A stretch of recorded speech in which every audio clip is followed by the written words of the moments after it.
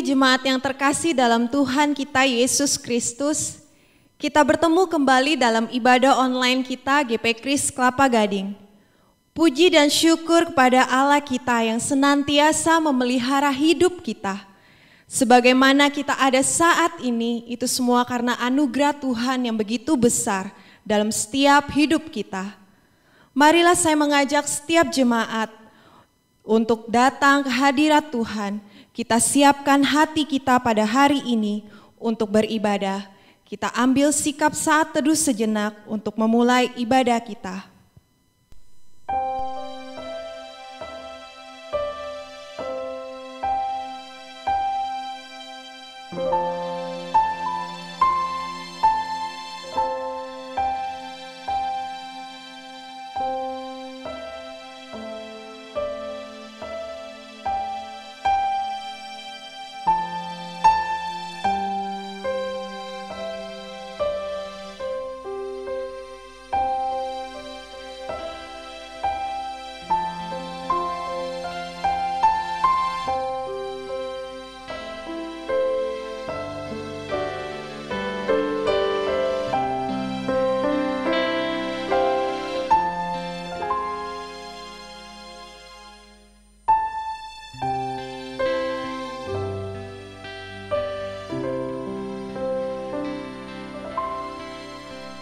Mazmur 95 ayat 6-7 berkata, "Masuklah, marilah kita sujud menyembah, berlutut di hadapan Tuhan yang menjadikan kita.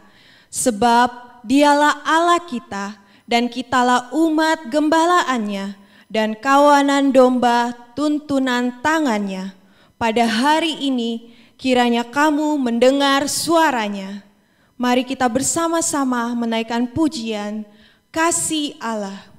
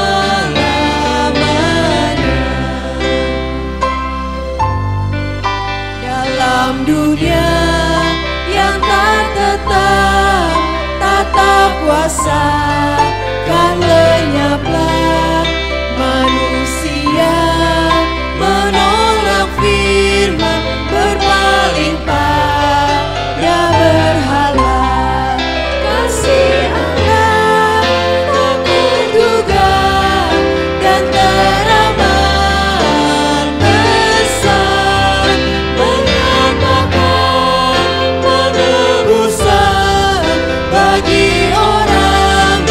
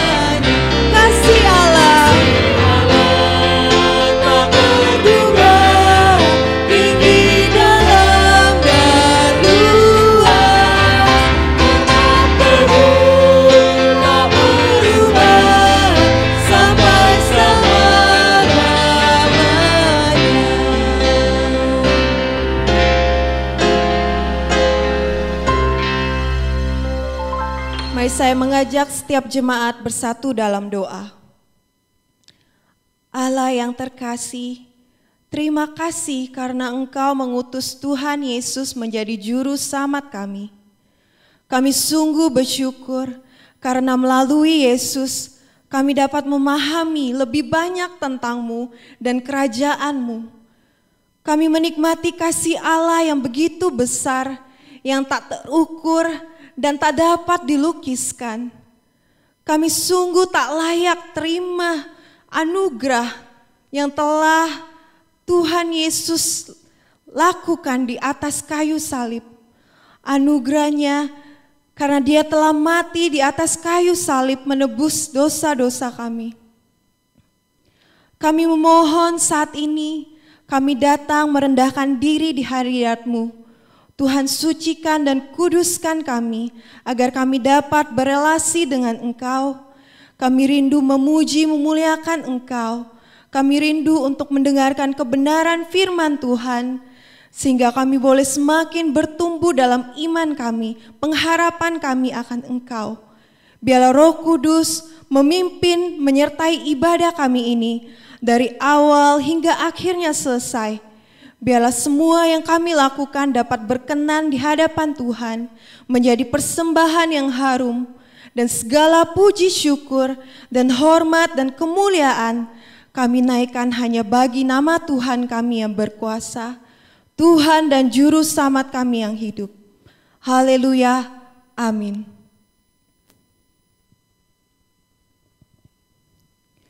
Lukas 2 ayat 13-14 berkata, "Dan tiba-tiba tampaklah bersama-sama dengan malaikat itu sejumlah besar bala tentara sorga yang memuji Allah. Katanya, kemuliaan bagi Allah di tempat yang maha tinggi dan damai sejahtera di bumi di antara manusia yang berkenan kepadanya." Mari kita bersama-sama menaikkan satu pujian, "Dengar Malak Memuji."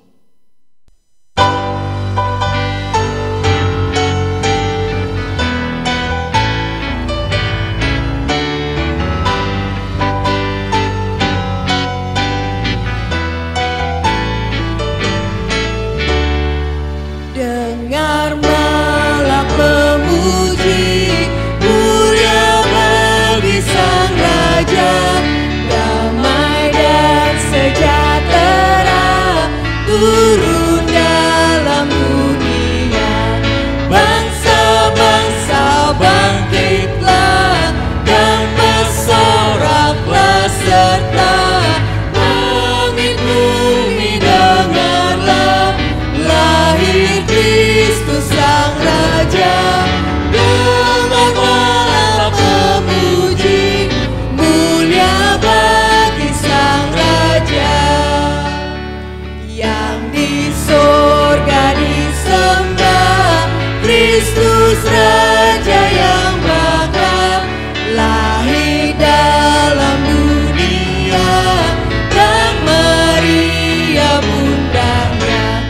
Dalam daging dikenal, firman Allah yang kekal, Yesus bayi yang kecil, nyatalah Immanuel.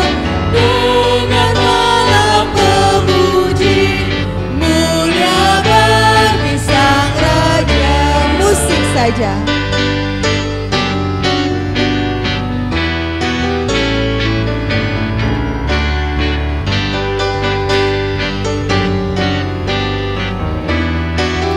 Baitnya yang ketiga, Raja Damai yang besar.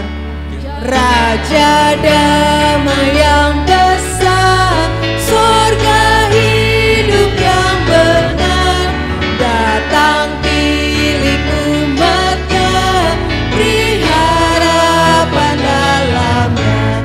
Yang tak pandang dirinya, maut salib diterimanya, agar orang berdosa mendapat hidup kekal.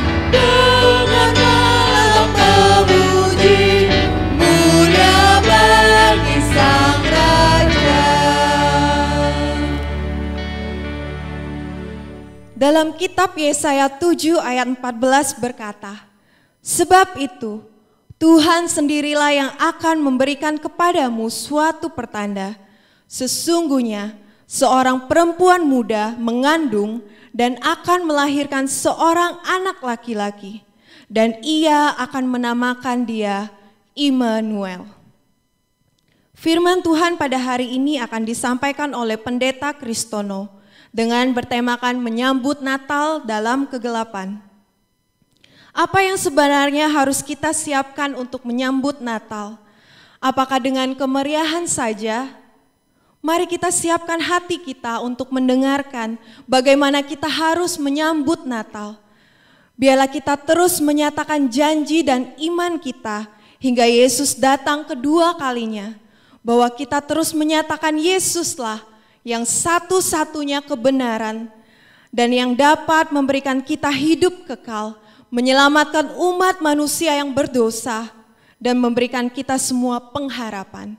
Kita naikkan pujian ini yang menghantarkan kita untuk mendengarkan firman Tuhan. Kalau ku hidup bagimu.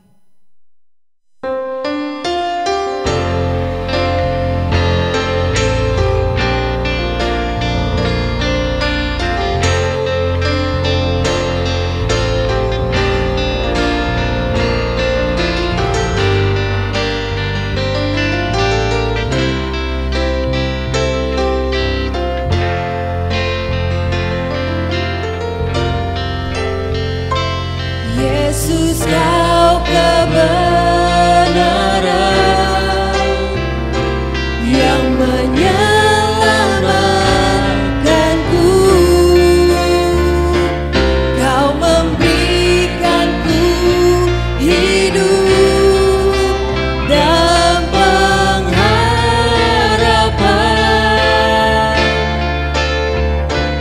Ku ikut kehendakmu, ku perlu anugerahmu. Ku nyatakan janjiku kepadamu. Kalau ku hidup bagimu. Hatiku tetap menyembahmu. Dunia tak bisa menjauhkanku dari kasih-Mu.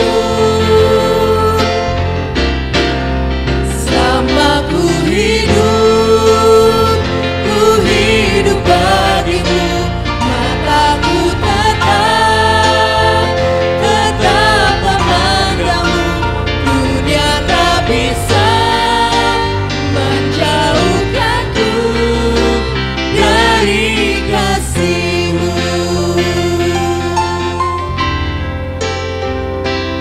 Yesus, kau kebenaran yang menyelamatkanku. Kau memberikanku hidup dan pengharapan.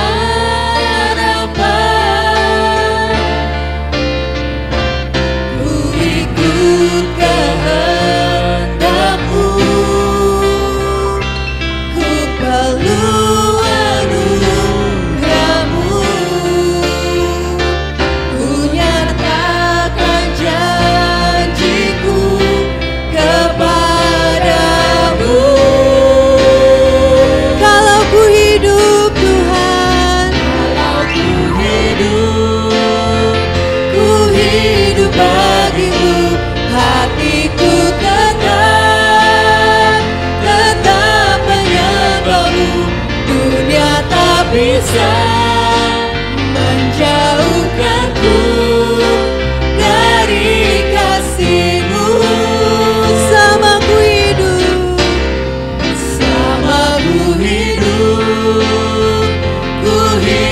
bagimu. Mataku tetap memandangmu. Dunia tak bisa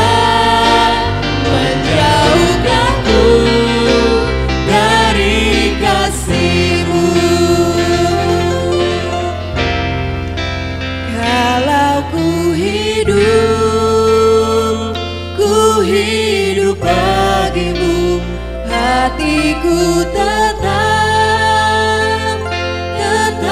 menyembahmu. Dunia tak bisa menjauhkanku dari kasih-Mu. Sama ku hidup, ku hidup bagimu. Mataku tetap memandangmu. Dunia tak bisa menjauhkanku dari kasih. Dunia tak bisa memisahkanku.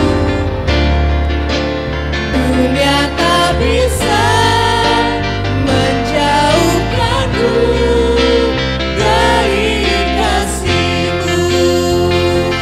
Dunia tak bisa menjauhkanku. Dunia tak bisa menjauhkanku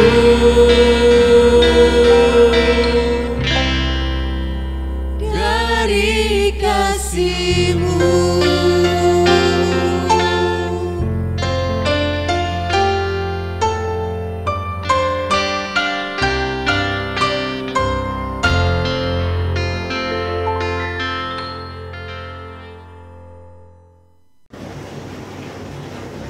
Shalom kepada seluruh jemaat GP Kris Kelapa Gading yang dikasihi Tuhan dan tentunya yang mengasihi Tuhan Yesus. Kita bertemu kembali dalam ibadah masa Advent untuk mempersiapkan diri untuk menyambut Natal, kedatangan Tuhan. Mari kita berdoa. Bapa di dalam surga, kami mengucap syukur di tengah ibadah di pandemi ini.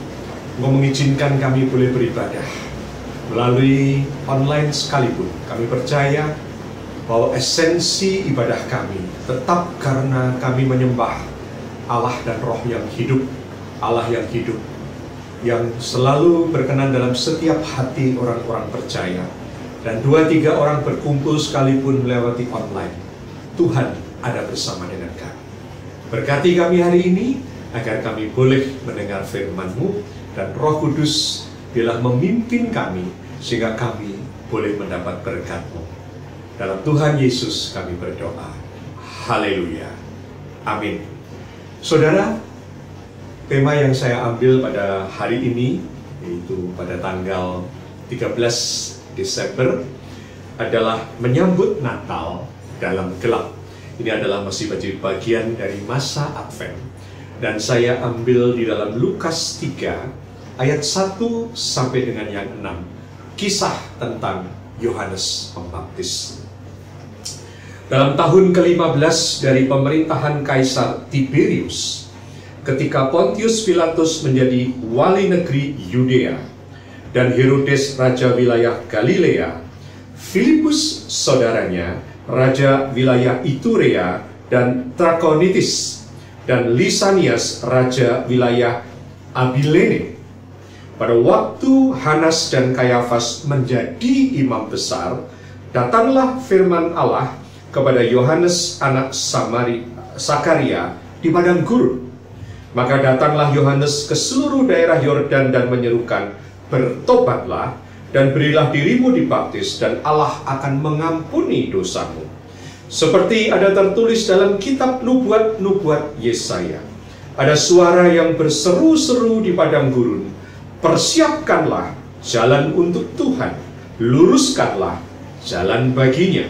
Setiap lembah akan ditimbun, dan setiap gunung dan bukit akan menjadi rata, yang berliku-liku akan diluruskan, yang berlekuk-lekuk akan diratakan, dan semua orang akan melihat keselamatan yang dari Tuhan."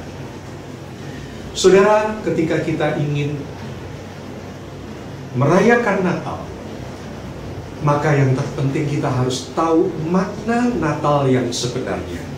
Bukan apa yang kita lihat, tetapi apa yang di dalam Alkitab yang kita harus benar-benar merenungkannya. Nah saudara, Natal itu bagaimana pada waktu itu? Ketika Tuhan akan datang, bagaimana keadaan umat Israel dan apa yang Tuhan kehendaki dengan kedatangan Mesias yang sudah dijanjikan dan yang sudah dinantikan juga oleh bangsa Israel. Keadaan orang Israel bagaimana, saudara? Mereka ada di dalam sebuah kegelapan. Bayangkan, yang pertama adalah mereka sudah 400 tahun hidup tanpa mendapatkan firman Tuhan.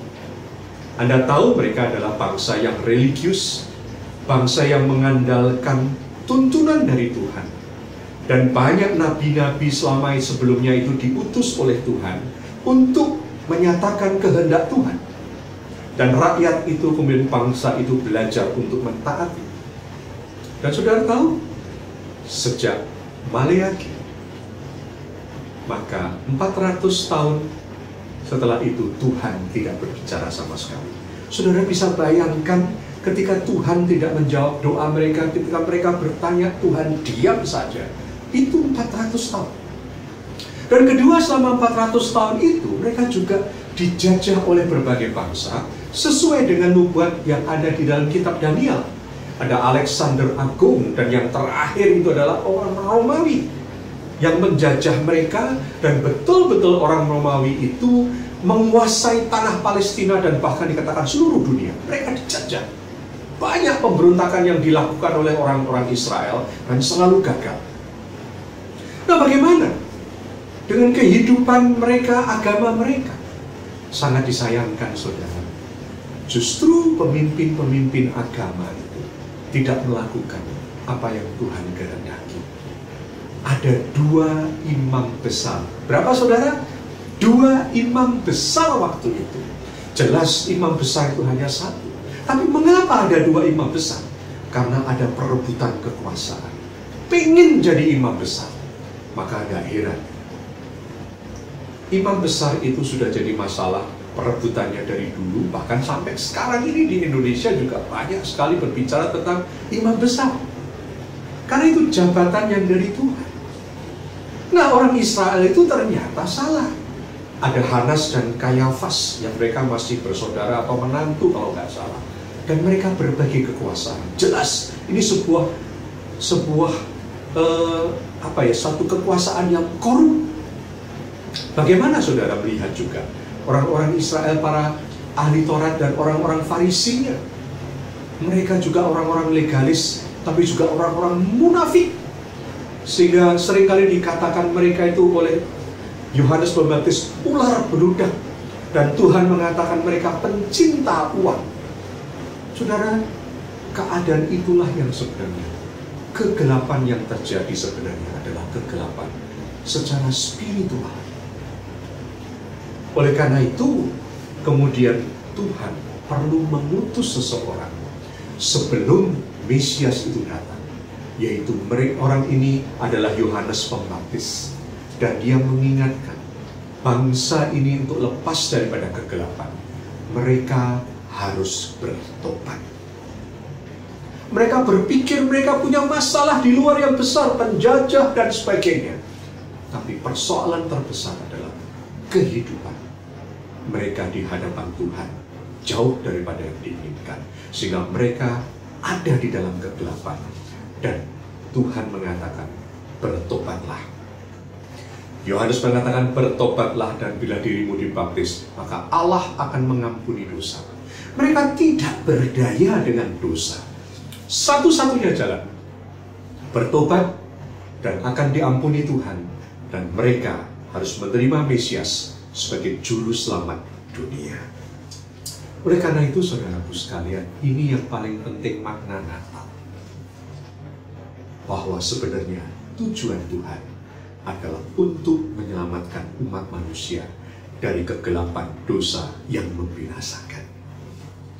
Bagaimana Anda dan saya saat ini merayakan Natal?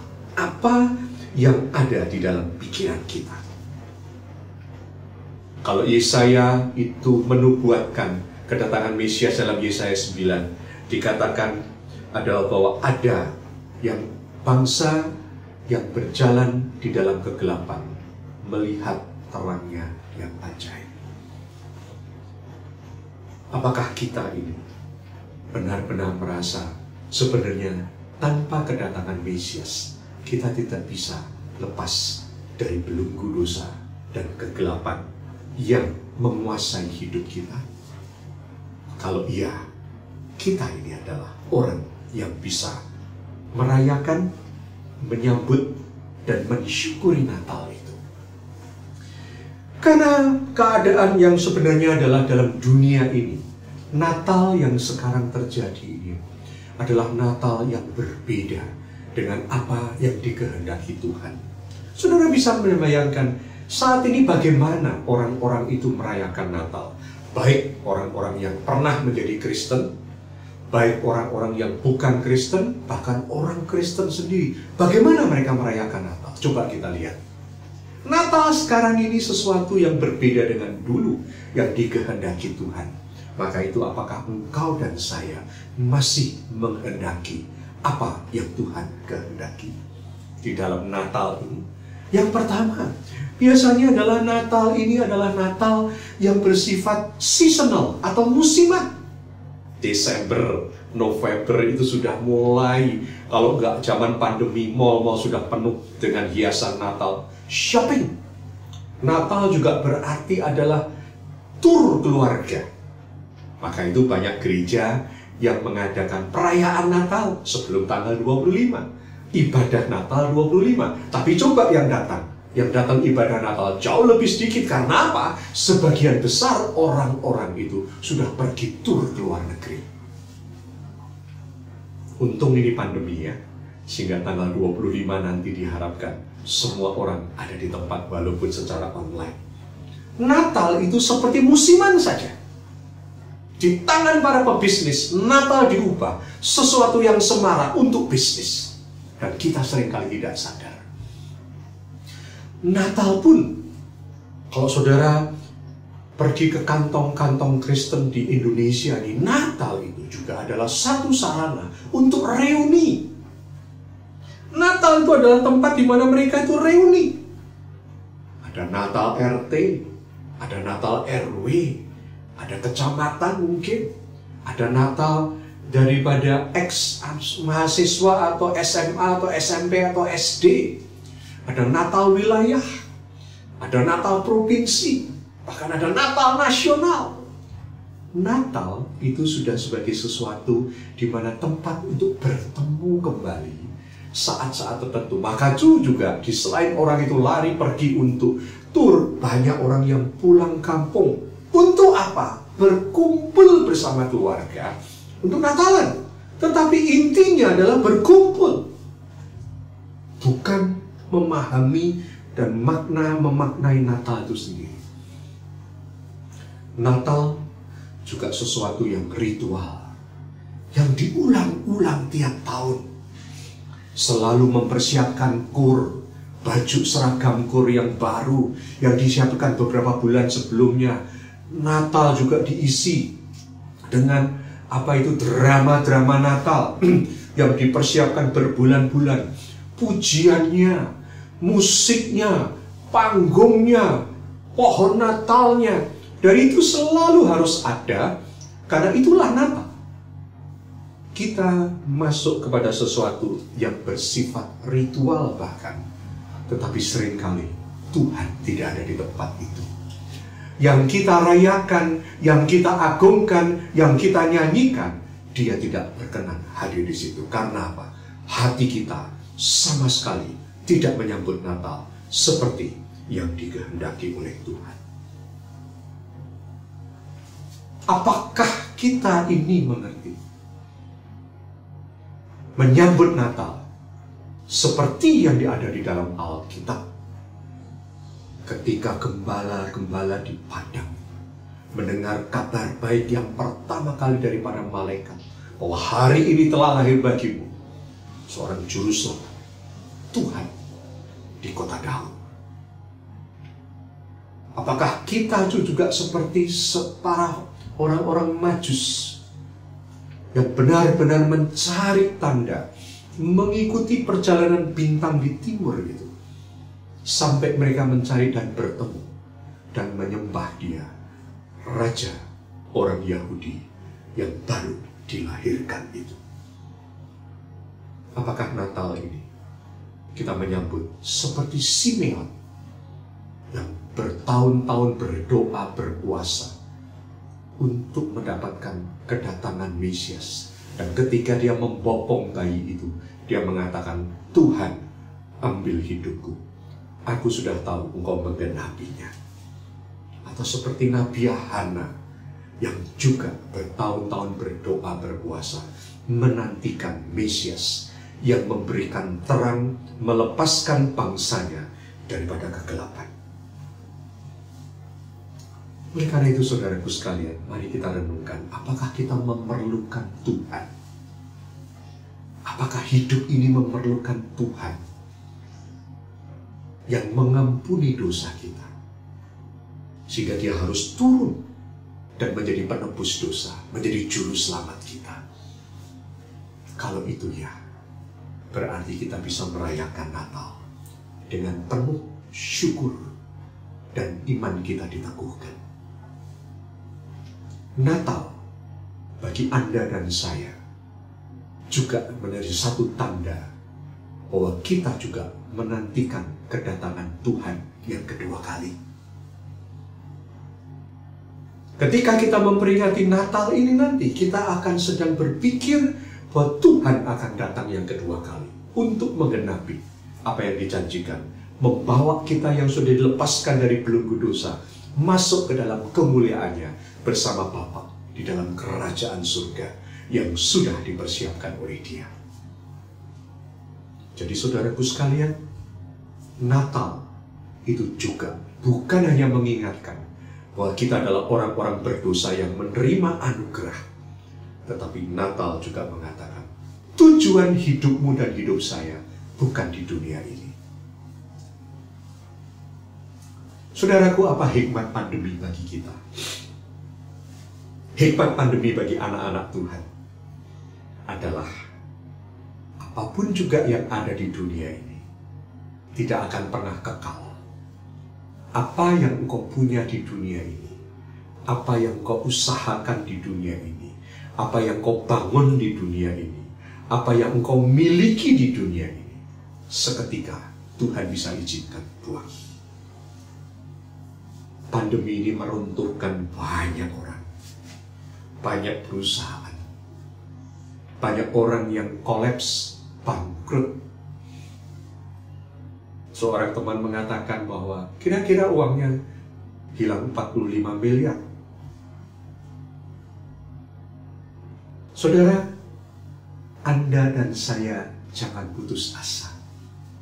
Badai pandemi ini menghilangkan apa yang kita miliki, bahkan mungkin nyawa dari orang-orang yang kita kasihi dan yang mengasihi kita. Tetapi karena kita tahu bahwa tujuan hidup kita bukan di dunia ini, maka kita tidak akan putus asa.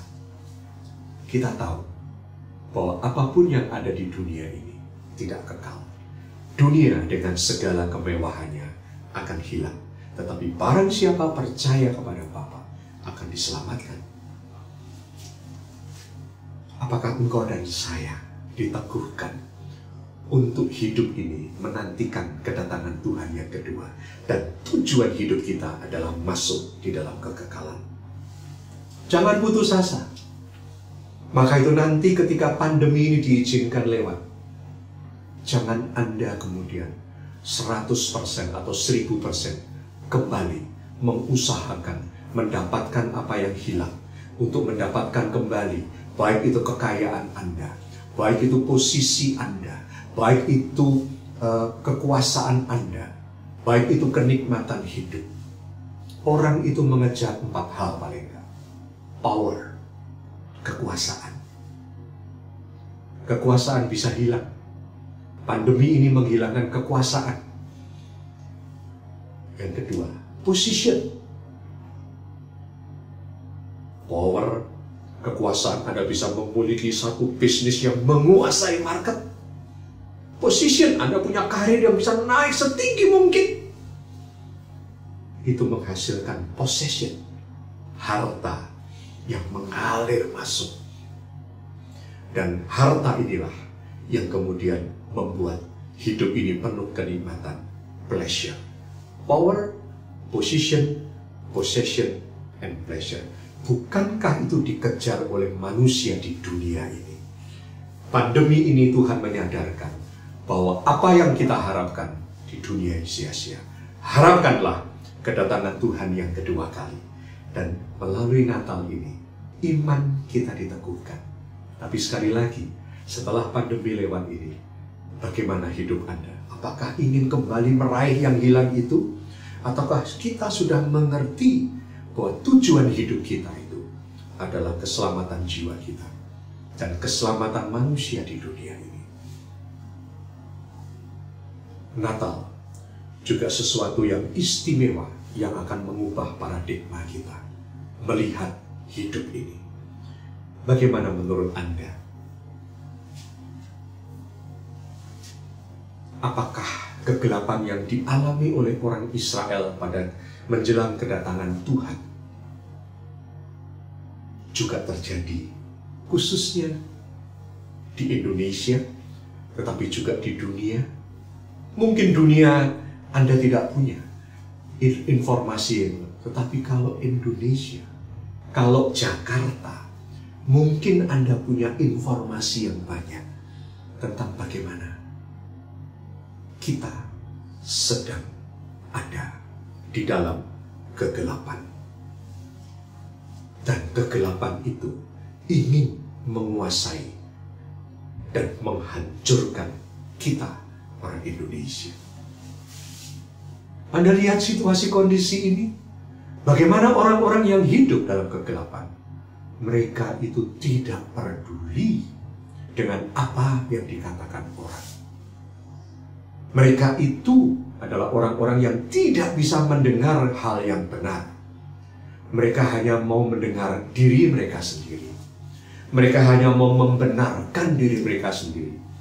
Pemimpin-pemimpinnya juga berebut satu kekuasaan. Maka nggak heran Anda lihat apa yang terjadi. Bangsa ini sedang menuju satu kehancuran. Kalau kita berdiam diri, kita tidak melakukan apa-apa. Saudaraku, apa yang harus dilakukan? Ketika kita tahu Natal itu adalah terang yang datang dalam kegelapan, sekarang kita harus lihat apakah dunia di sekitar kita itu gelap. Ya, gelap dan menuju kehancuran. Kalau engkau dan saya tidak bertindak, anak cucumu habis semuanya. Bahkan kita pun akan habis semuanya. Bagaimana kita harus bergerak? Bagaimana kita harus bergerak? Satu hal, firman Tuhan juga mengatakan, ketika Allah pertama kali pada Natal dulu mengutus seseorang yang namanya Yohanes Pembaptis, yang tadi di ayat 3, 4-6 dikatakan bahwa tujuannya adalah persiapkanlah jalan untuk Tuhan, luruskan jalan baginya. Kita adalah orang-orang yang menjadi seperti Yohanes Pembaptis, yang diutus Tuhan untuk mempersiapkan jalan Tuhan, untuk luruskan jalan baginya. Bagaimana hidup kita ini memikirkan supaya berita Injil, kabar baik Yesus Kristus ini bisa kita bawa ke dalam bangsa ini. Berita Injil itu bagaimana? Dikatakan kemudian apa yang harus dilakukan oleh Yohanes, setiap lembah akan ditimbun dan setiap gunung dan bukit akan menjadi rata. Yang berliku naik turun diratakan. Yang berliku-liku akan diluruskan. Yang berlekuk-lekuk akan diratakan. Apa saudara maksudnya ini? Berita kabar baik itu ketika harus diberitakan, raja itu ketika harus datang, jalan itu harus diratakan. Ada banyak tantangan. Saudara, ketika Anda mengalami bisnis yang sulit, ekonomi yang sulit, apakah engkau dan saya masih memikirkan tentang pelayanan? Khususnya pemberitaan Injil kabar baik Kristus. Kita mungkin enggak. Karena kita sudah mengalami jalan yang berliku-liku naik turun, lembah yang berkelok-kelok. Itu tandanya Yohanes harus menjadi pembuka jalan, meratakan jalan itu, sehingga kabar baik itu tetap harus diberitakan. Apapun juga hambatannya harus dilakukan. Ingat saudara, bisnis boleh berhenti, gereja boleh tidak beribadah secara offline, kegiatan-kegiatan gereja yang untuk jemaat bisa tidak ada. Banyak problem dalam bisnis dan keluarga, negara dalam keadaan sulit dan kacau, ekonomi boleh stagnan, semua boleh berhenti, industri boleh berhenti, apapun juga boleh berhenti. Yang tidak boleh berhenti menurut Tuhan adalah pemberitaan kabar baik Kristus. Pemberitaan kabar baik Yesus Kristus itu harus terus diberitakan. Tahukah saudara, di Indonesia ini 38% orang Indonesia belum pernah mendengar kabar baik Yesus Kristus. 38,5% dari bangsa Indonesia belum pernah mendengar kabar baik. Mereka masih ada dalam kegelapan.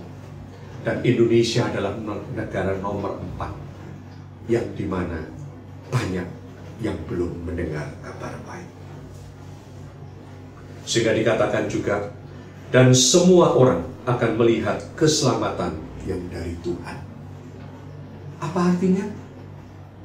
Yohanes harus mempersiapkan jalan supaya Mesias itu boleh datang, jalan, dan orang bisa melihat dan menerima dia. Artinya buat kita juga, kita adalah orang-orang yang sekarang diberi tanggung jawab. Melalui Natal disadarkan bahwa karena masih dunia ini masih semakin gelap, maka kita adalah Yohanes-Yohanes. Kita, kalau Yohanes itu bukan terang, tapi terang itu Tuhan. Justru sebaliknya, kita sudah menjadi terang. Kita ini terang juga. Karena Kristus sudah menebus kita, Roh Kudus sudah diam dalam diri kita.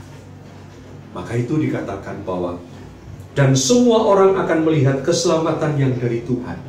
Artinya, setiap orang mendapat kesempatan untuk mendengar kabar baik Kristus.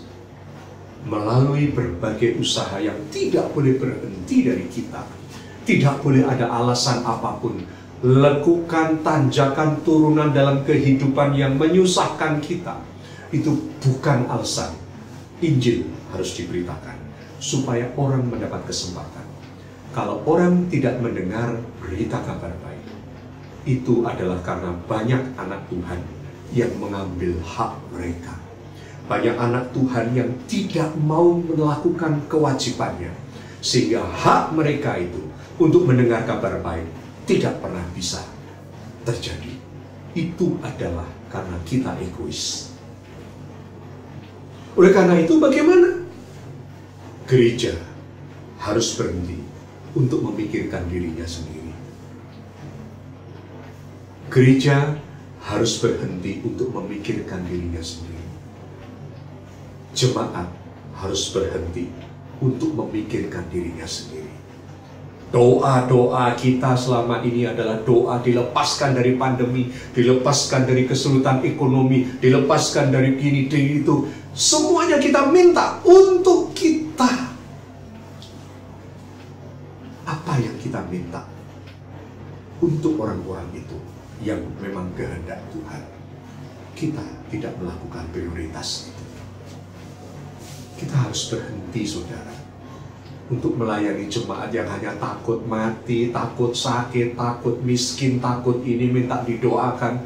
Jemaat itu juga harus bangkit bahwa mereka itu sudah tidak waktunya lagi untuk menjadi anak kecil di hadapan Tuhan. Mereka adalah orang-orang yang harus bangkit untuk memberitakan kabar baik sebelum kesudahannya itu tiba. adakah hati ini ketika kita melihat merenungkan Natal dalam kegelapan bangsa ini, apakah kita tergerak sesuatu? Masih adakah semangat untuk memberitakan kabar baik? Saya ceritakan satu kisah sebagai penutup. Suatu hari terjadi suatu tragedi di mana sebuah kapal tenggelam. Itu pada tanggal 24 Mei 1914. 2 tahun setelah peristiwa Titanic. Ada sebuah kapal yang bernama Empress of Ireland yang berlayar dari Quebec, Kanada, menuju ke Liverpool yang ada di Inggris. Kapal itu pada malam hari tanggal 24 bertabrakan dengan kapal lain di Sungai St. Lawrence di Kanada. Dan dalam waktu 15 menit, kapal itu tenggelam. Kapal yang cukup besar. Korbannya jauh lebih besar daripada kapal Titanic. Ada korban 1057 orang mati, di mana 840 adalah penumpang dan 217 adalah kru kapal. Dalam tragedi itu ada yang menarik. Saya baca di dalam Wikipedia, saya baca di UCB, di Berita Kristen maupun di hal lain. Saudara bisa, Empress, lihat, Empress of Ireland 1914. Di situ ceritakan ada hal yang begitu menarik sekali dari kisah itu, yaitu ada serombongan 170 anak muda pemain band dan para pemimpin mereka dari Bala Keselamatan Salvation Army yang sedang dalam perjalanan menuju London untuk melakukan Kongres Dunia yang ketiga kali. Mereka adalah juga termasuk korban-korban itu. Ada 170, 127 meninggal. Dan yang lebih tragis lagi, saudara, 127 yang meninggal itu didapatkan tanpa pelampung. Padahal saksi mata mengatakan ketika mereka terjun ke air, mereka semua menggunakan pelampung-pelampung. Mereka bisa mendapatkan pelampung karena dekat dengan ruangan mereka di dek nomor 2. Dek nomor 3 hancur, itu mungkin banyak yang mati tenggelam di sana. Dek nomor 4, nomor 1 itu orang-orang bisnis, itu yang harus turun dulu untuk mendapatkan pertolongan, untuk bisa turun terjun ke lautan. Mereka ini adalah orang-orang yang diuntungkan, sehingga cepat menggunakan pelampung. Tapi ketika mereka terjun ke air, mereka bukan berenang untuk menuju ke lifeboat. Mereka berenang mencari orang yang berteriak-teriak minta tolong. Dan mereka mendekati satu demi satu. Dan ketika mendekati orang, mereka cuma bertanya, "Do you know Jesus? Do you know Jesus?" Dan ketika orang itu mengatakan, "I don't know about Jesus," anak-anak muda itu akan melepaskan pelampung mereka dan mengenakan pada orang itu. Dan orang itu bertanya, "Mengapa engkau melepaskan?" Anak-anak muda itu berkata, "Kalau engkau mati, engkau masuk neraka, karena engkau belum mengenal Yesus Tuhan Juru Selamat. Kalau aku mati, aku masuk surga. Karena itu engkau jangan mati dulu. Bertobatlah, terima Yesus Kristus, supaya engkau nanti masuk dalam surga." Diceritakan ada satu orang yang badannya keker, seperti preman gitu, yang mungkin hidupnya juga nggak benar. Ketika sedang mencari pegangan untuk bisa mengapung, ada seorang gadis Salvation Army berenang mendekati dia dan bertanya, "Do you know Jesus?" Orang itu mengatakan, "Enggak tahu." Tiba-tiba dia lepaskan pelampung itu, gadis itu dikasihkan ke bapak itu, dan bapak itu menolak. "No, kamu yang harus ditolong." Anak itu mengatakan, "Engkau yang harus ditolong, karena engkau belum kenal Yesus. Aku mati, aku masuk surga." Dan anak itu kemudian hilang, tenggelam dalam dinginnya malam. Orang yang keker dia tadi, dan badannya kekar, tiba-tiba dia menangis di dalam kedinginan malam itu, dan dia bertobat dan menerima Yesus sebagai Tuhan dan Juru Selamat. Pertanyaan kepada saya dan Anda, masihkah ada hati dari kita? Ketika pilihan itu antara hidup dan mati, masihkah kita itu memikirkan keselamatan bagi orang lain? Ataukah kita hanya memikirkan diri kita sendiri dan kita bersaksi, puji Tuhan, Tuhan menyelamatkan aku, Tuhan menyelamatkan aku, Tuhan menolong bisnisku, Tuhan menolong usahaku. Apa itu yang hanya kita akan syukuri kepada Tuhan? Sementara mata kita tertutup kepada orang-orang yang memerlukan keselamatan. Natal ini kita di dalam kegelapan. Maukah engkau menjadi terang? Sekali lagi, kalau Yohanes dikatakan dia bukan terang itu, tapi dia memberitakan terang. Kita adalah terang. Matius 5 ayat 14 mengatakan, kamu adalah terang dunia. Kota yang terletak di atas gunung tidak mungkin bersembunyi. Lagi pula orang tidak menyalakan pelita lalu meletakkannya di bawah kantang, melainkan di atas kaki dia, sehingga menerangi semua orang di dalam rumah itu. Demikianlah hendaknya terangmu bercahaya di depan orang, supaya mereka melihat perbuatanmu yang baik dan memuliakan Bapakmu yang di surga. Matius 5 ayat 14 sampai dengan 16. Saudara, apakah Anda dan saya bisa sefanatik anak-anak bala keselamatan? Tapi paling tidak, marilah kita berubah. Pandemi ini membuktikan bahwa apa yang kita miliki itu tidak kekal. Tapi keselamatan yang diberikan Yesus Kristus akan membawa kita dalam hidup kekal. Dan banyak orang yang belum mengenal keselamatan itu. Mereka masih dalam kegelapan. Apa yang Anda akan lakukan dalam hidup Anda setelah mengalami Natal pada masa pandemi ini? Apakah engkau dan saya akan biasa-biasa saja? Ataukah engkau dan saya mengubah tujuan hidup ini? Bukan mengejar yang di dunia buat kita, tapi keselamatan bagi kita dan bagi bangsa kita. Selamat memasuki Natal, dan biarlah terang itu bercahaya dan kegelapan tidak menguasainya, dan terang itu ada di dalam hidup kita. Jadilah terang di tengah kegelapan. Itu pesan Natal yang Tuhan berikan bagi kita pada hari ini. Tuhan memberkati kita semua. Mari kita berdoa. Bapa di surga, ampuni kami. Di tengah pandemi, mungkin sebagian besar kami hanya memikirkan diri kami, usaha kami, karir kami, pendapatan kami. Tuhan, kami tidak memikirkan yang lain. Doa-doa kami pun hanya untuk pemulihan kami. Bapa, ampuni kami. Natal ini mengingatkan kami bahwa Engkau datang karena dunia di dalam kegelapan. Natal ini mengingatkan kami bahwa Engkau akan datang kembali yang kedua kali untuk membawa kami ke dalam kekekalan, sehingga kami tahu tujuan hidup kami bukan di dunia ini. Dan Natal ini membukakan kami bahwa kami masih hidup di tengah-tengah dunia yang sedang gelap dan semakin gelap.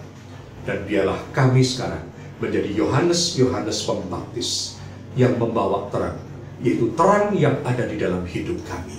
Biarlah orang melihat perbuatan kami yang baik dan mereka memuliakan Bapa yang di surga. Terima kasih Bapa. Biarlah Engkau mengampuni kami dan mengubah hidup kami.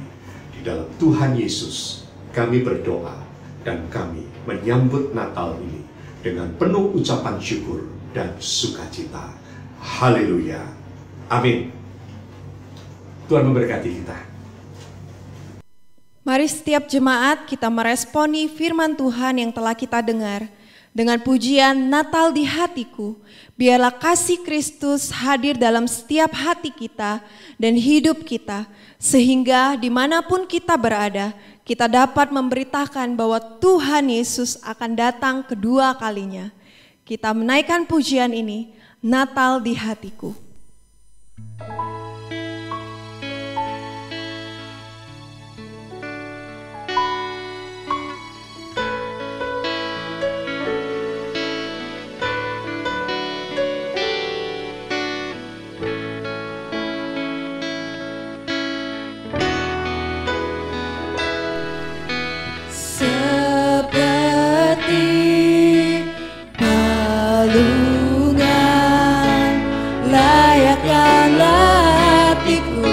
menyambutmu Tuhan.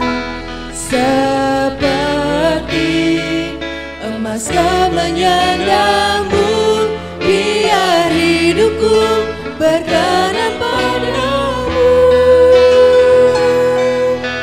Seperti naungan, layakkanlah hatiku menyambutmu Tuhan. Seperti emas kau menyandangmu, biar hidupku berkenan padamu. Sebab Natal tak berarti, Sebab Natal tak akan berarti tanpa kasih-Mu. Lahir di hatiku hanya bersama-Mu, Yesus, ku rasakan selalu. Indahnya Natal di hatiku.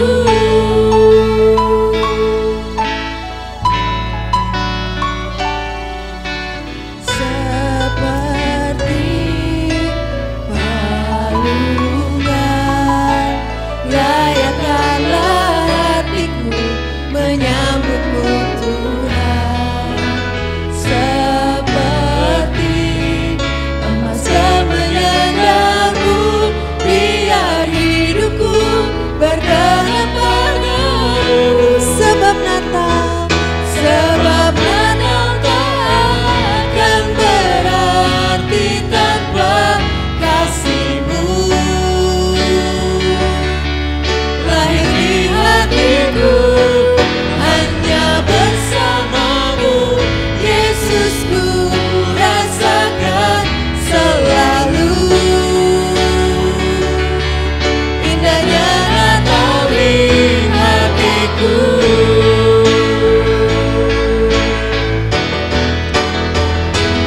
Sebab Natal tak akan berarti tanpa kasih-Mu. Lahir di hatiku hanya bersama-Mu, Yesus, ku rasakan selalu. Indahnya Natal di hatiku. indahnya Natal, Indahnya Natal di hatiku. Indahnya Natal di hatiku.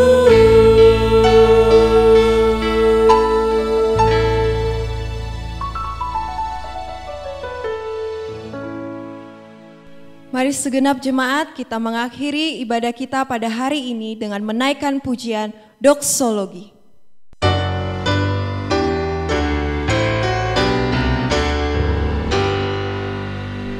Puji Allah Bapa Putra, puji Allah Roh Kudus, ketiganya yang esa, pohon zaman sumber berkah.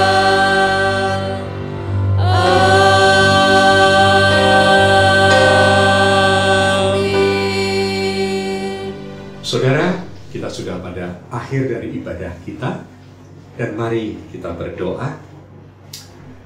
Bapa, kami mengucap syukur Engkau memberkati kami dari seluruh rangkaian ibadah pada saat ini. Kami sudah memuji memuliakan nama, kami sudah mendengar firman.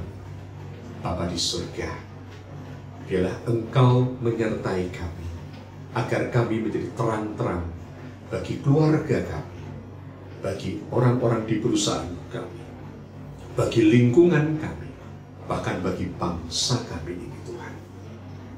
Bapa, Engkau memberkati setiap jemaat-Mu. Biarlah mereka semakin Tuhan tuntun dalam kedewasaan. Berkati dalam kehidupan mereka, agar mereka mampu melakukan kehendak Tuhan. Bapa, Engkau memberkati juga Bapak Gembala tempat ini, Bapak Pendeta Iping Alam, bersama keluarga dan seluruh majelis dan pengurus, kiranya Tuhan terus memakai mereka agar gereja ini benar-benar mengubah jemaat untuk tidak memikirkan diri sendiri, tapi memikirkan dan melakukan apa yang Tuhan kehendaki. Kau memberkati setiap anak-anak-Mu yang sudah datang dengan memberi persembahan. Tuhan terima dan kuduskan itu. Dan pakailah itu. Dengan hikmat-Mu akan dipakai untuk pelayanan di tempat ini. Kami berdoa sekali lagi bagi bangsa dan negara kami.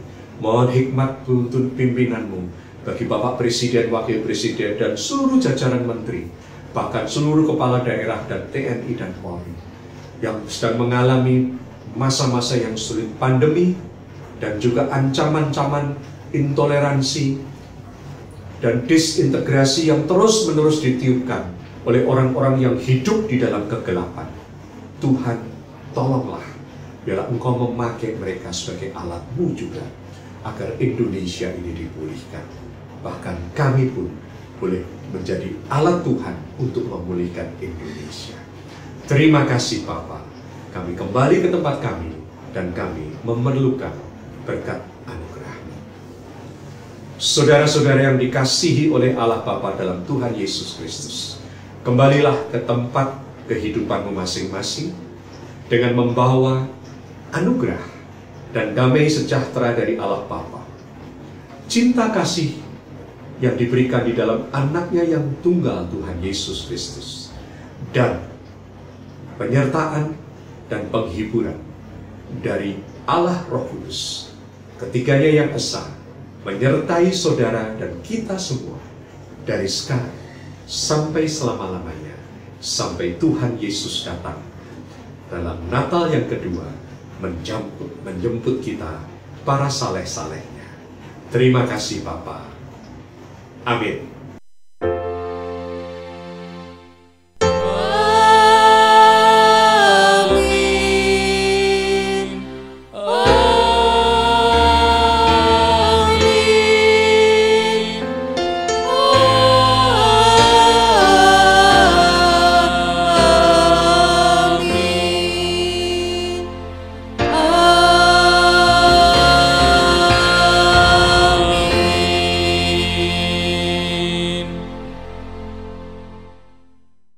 Doa teduh ibadah kita selesai. Selamat hari Minggu, Tuhan Yesus memberkati.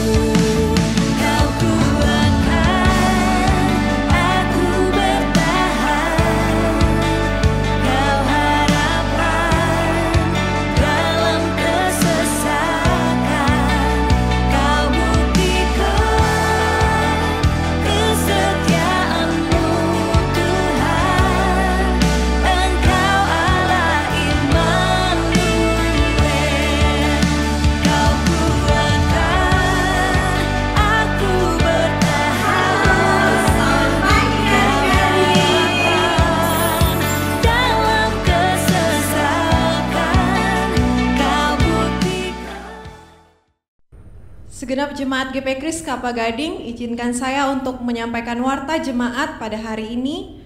Untuk warta kita yang pertama, kami atas nama segenap majelis dan hamba Tuhan mengucapkan terima kasih kepada Pendeta Kristono yang telah menyampaikan firman Tuhan pada hari ini. Kiranya pelayanan hambanya senantiasa diberkati dimanapun hambanya berada. Untuk warta yang kedua, kami terus mengingatkan untuk ibadah-ibadah online GP Kris Kelapa Gading. Yang pertama, persekutuan doa di setiap hari Kamis pukul 7, ibadah pemuda setiap hari Sabtu pukul 7 malam, ibadah kebaktian umum setiap hari Minggu pukul 10.30, ibadah sekolah minggu setiap hari Minggu pukul 9 pagi.